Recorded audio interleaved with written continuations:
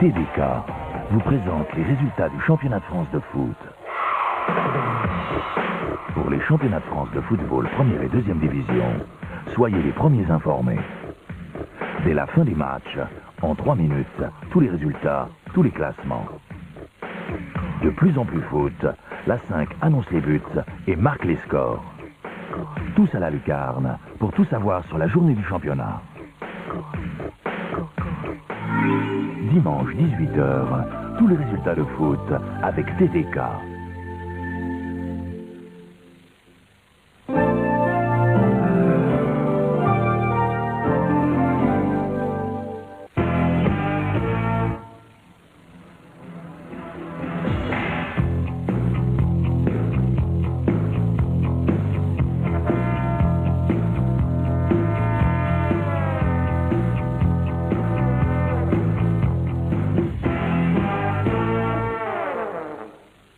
Bonsoir, l'Open d'Australie où l'on a vécu un très grand moment de tennis hier à Flinders Park. Écoutez plutôt ces chiffres, un match qui dure 5 heures et 11 minutes. 5-7 bien sûr, 68 jeux avec face à face deux formidables combattants, Patrice, Boris Becker d'un côté et en face l'Italien Camporese. C'est vraiment exceptionnel, on peut le dire. Oui, on disait qu'il ne fallait pas que les meilleurs joueurs passent beaucoup de temps sur le court la première semaine d'un tournoi du Grand Chelem pour s'économiser. En tout cas, au moment où on va reprendre cette partie, eh bien, cela fait, comme vous l'avez dit, Fabrice, près de 5 heures que Boris bataille pour se débarrasser de cet Italien qu'on connaît mal, Omar Camporese, mais qui a un fameux coup droit et une fameuse volonté. Allez, on y va.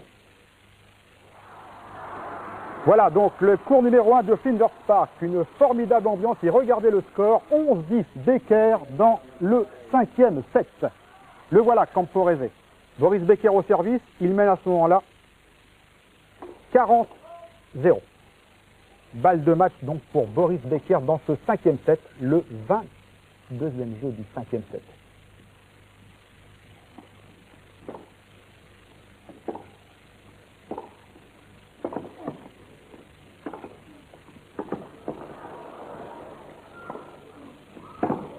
Voilà, c'est dehors, 45.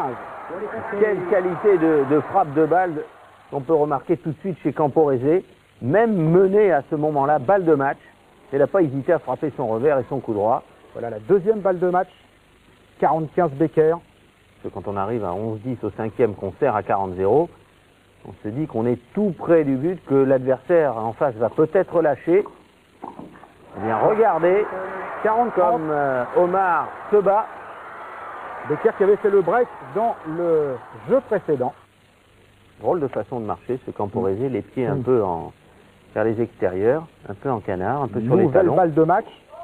Premier service qui ne passe pas. Becker qui n'a pas très bien servi dans cette fin de match. Il a remporté les deux premiers sets au tie-break, 7-6, 7-6.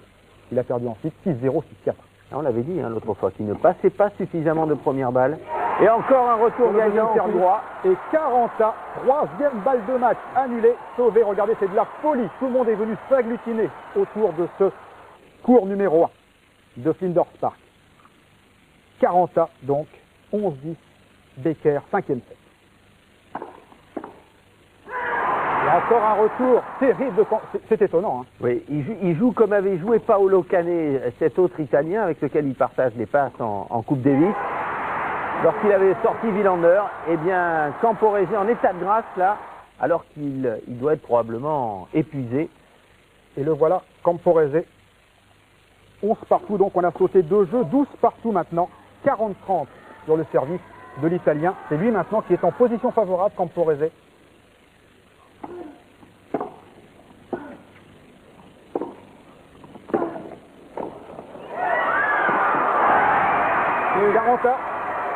Et Becker qui sent qu'il y a danger, qui commence à monter un petit peu plus au filet. Ça aussi on l'avait dit lors du tour précédent, il ne montait pas assez au filet. Avantage Camporese, nouvelle balle de jeu pour l'Italien.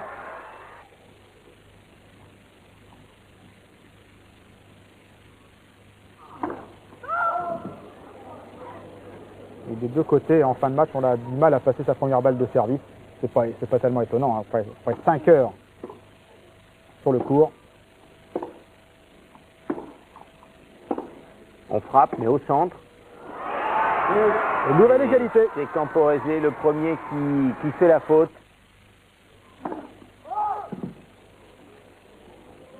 cherche l'ace, il cherche le coup dur, mais la précision n'est plus au rendez-vous.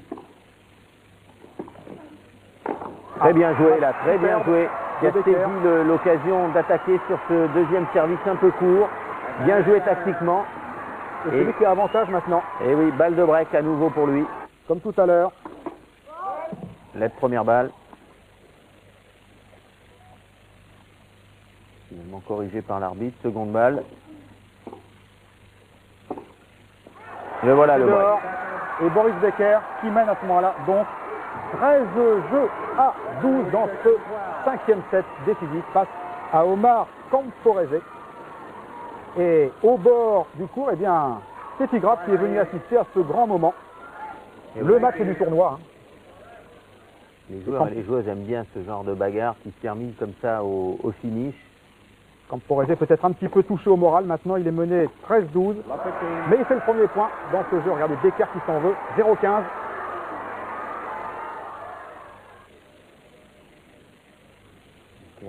Le nombre de matchs au cours desquels il s'est battu jusqu'à la limite de ses forces en 5-7 pour arriver à gagner. Mais là, il a été tellement près de gagner tout à l'heure que rien n'est encore fait.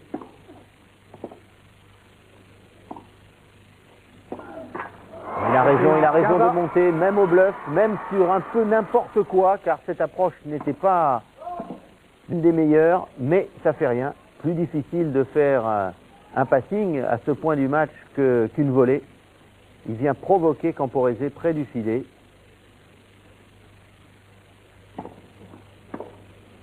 C'est dehors. 30-15 à 2 points du match, Boris Becker. Il bouge plus beaucoup, hein, Camporese. Là, on le sent un peu fatigué, un peu statique, c'est normal. Vous l'avez dit, 5h10 de jeu. Sous la chaleur. Premier service qui ne passe pas encore pour Boris Becker. Là, la chaleur est un peu tombée parce qu'il est maintenant plus de 8 heures du soir là-bas, à Melbourne. Qui a commencé donc au début de l'après-midi. Et un ace sur la deuxième balle pour Becker, qui s'offre ainsi une nouvelle balle de match. Alors, tout à l'heure, il en a gâché 3. Alors, nous allons voir la quatrième. Quel joueur de bluff, de poker, là, mais quelle réussite. Attention.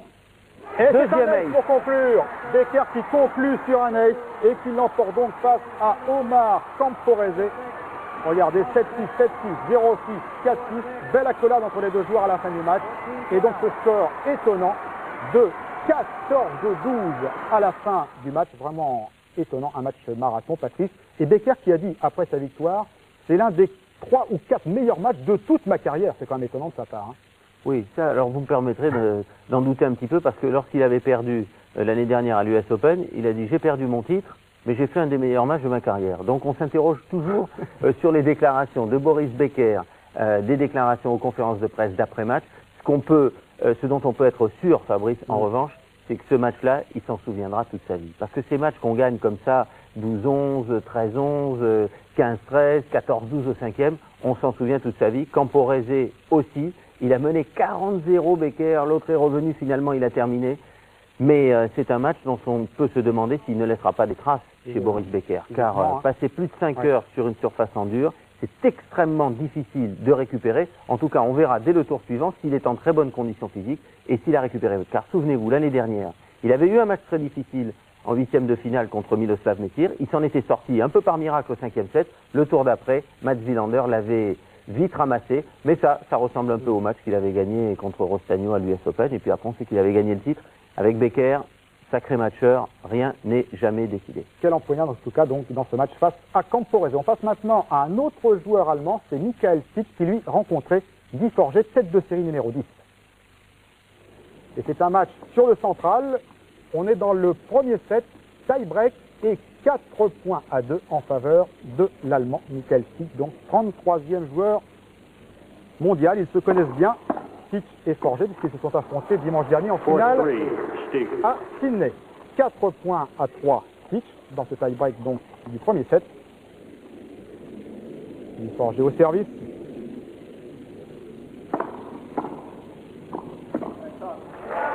À bien servir et à bien enchaîner. Ça, c'est le genre de volley sur lequel, il y a 2 ou 3 ans, Guy faisait encore des fautes. il est beaucoup mieux équilibré sur ce genre de balle, beaucoup plus dans le sens de la balle, et il les réussit désormais avec beaucoup plus de constance, de régularité. 4 partout, un point que son adversaire a du reste fort sportivement applaudi. Une belle volée à contre-pied sur un point aussi important. Un Et ace, 5-4. Service, l'arme Dans le terrible. break, de bien servir. Depuis qu'il est en Australie, hein, c'est l'arme qui a le mieux fonctionné chez lui. Guy dont on peut dire en revanche qu'il doit être déçu pour le double, car avec Jacob Lasek, Ils sont battus, oui. ils ont été battus. Oh là! En revanche, du côté de Stitch, ça va moins bien. Hein. Ace pour Forger, mais double faute pour Stitch qui offre du coup une balle de 7. Alors là, il vient rouspéter auprès de l'arbitre en disant il y a la machine, écoutez la machine. Ma première balle était bonne. Voilà, l'arbitre ne revient pas. Voilà, et l'arbitre dit que la balle était nettement et du coup, clairement c'est balle de faute. 7. Hein. Balle de 7 pour Forger. 6 points à 4 en sa faveur. Balle de 7 sauvée par Stitch. 6-5 en faveur de Guy Forger.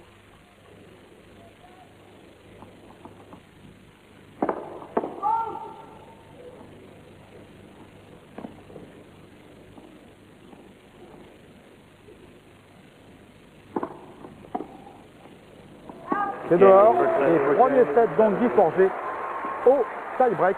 7-6 face à Stitch. Tie-break également dans le deuxième. 6-3 pour Stitch dans le troisième.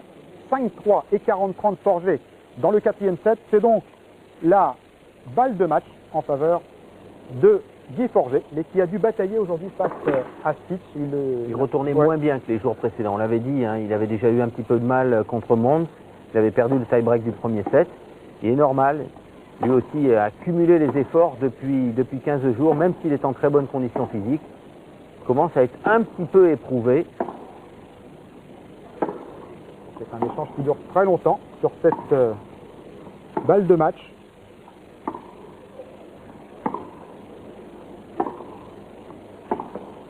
Ce qui est réconfortant dans ce match pour Guy, c'est qu'il ait remporté les deux tie-breaks.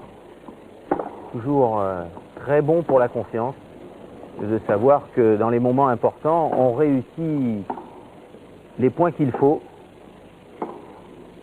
Là, une bonne trentaine d'échanges. Et voilà. Voilà, c'est fini. Victoire de Guy Forger en 4-7, mais Guy Forger qui dira après le match qu'il a eu plus de mal à Melbourne face à Stitch que l'autre jour à Sydney en finale. On l'écoute, Forger. Il a mieux servi, il a pris vraiment beaucoup de risques, il a joué très court sur mon coup droit, croisé, ça m'a pas mal gêné, ça m'a empêché moi d'attaquer. Et il a très bien joué pas mal de points importants en montant beaucoup. Et heureusement que j'ai fait pas mal de bons passings au moment important. Les autres résultats, Woodbridge l'Australien qui bat Jonas Benson, le Suédois tête de série. Surprise 7-5, 6-2, 6-1. Et Woodbridge qui sera l'adversaire de Guy Forger au prochain tour. Carati, l'Italien, qui met fin à la belle aventure de Leyendecker. Match difficile en 5-7 pour l'Italien Carati. Pereira, c'est un Sud-Africain, vainqueur du Néerlandais Elfing, facile, 6-2, 6-4, 6-2. Richard Krajicek, c'est également un Néerlandais, vainqueur de 100 € au premier tour. Il a sorti Darren Cahill, l'Australien, en 4 manches. Espoir du tennis européen, Krajicek à suivre cette année.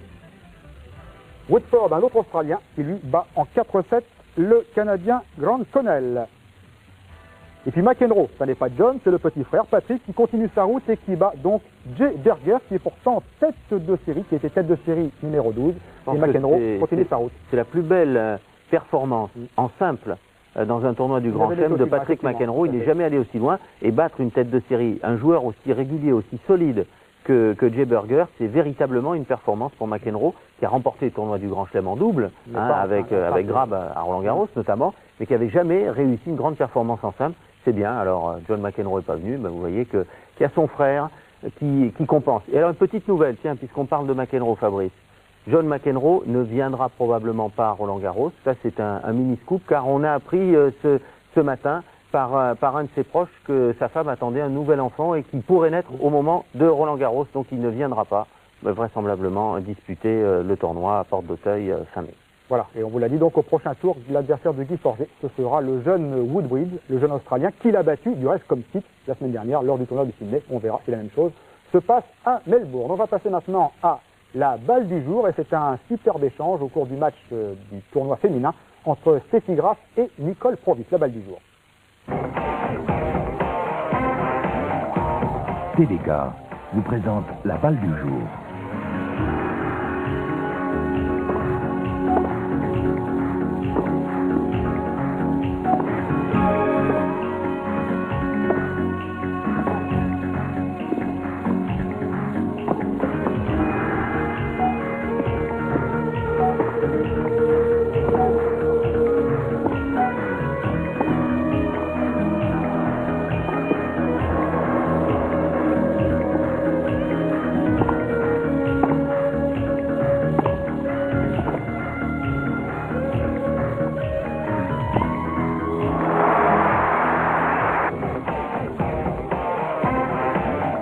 TDK vous a présenté la balle du jour.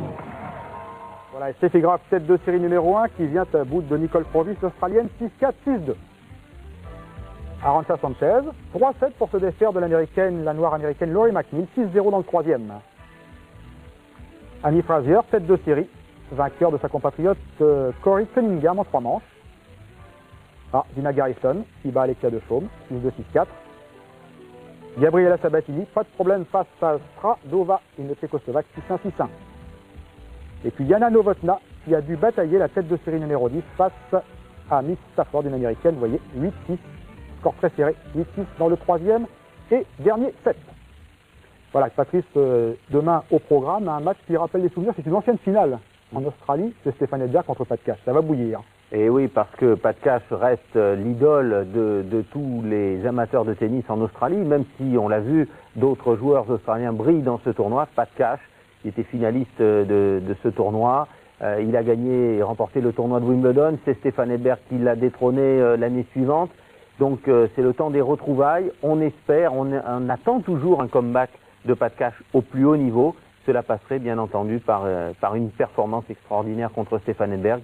Mais on l'a vu, côté Edberg, il y a de la confiance, il y a du tennis, il y a de la condition physique. C'est un joueur qui est arrivé à maturité à la fin de l'année dernière. Ce sera un test vraisemblablement très difficile pour Pat Cash, mais c'est le match vedette du prochain tour. Voilà, ce sera le match effectivement vedette de la 6e journée de cet Open d'Australie à Melbourne, sur le central de Flinders Park. Et bien sûr, nous vous en proposerons des images demain soir. Merci, bonsoir, et donc à demain pour le tennis à l'Open d'Australie. Au revoir.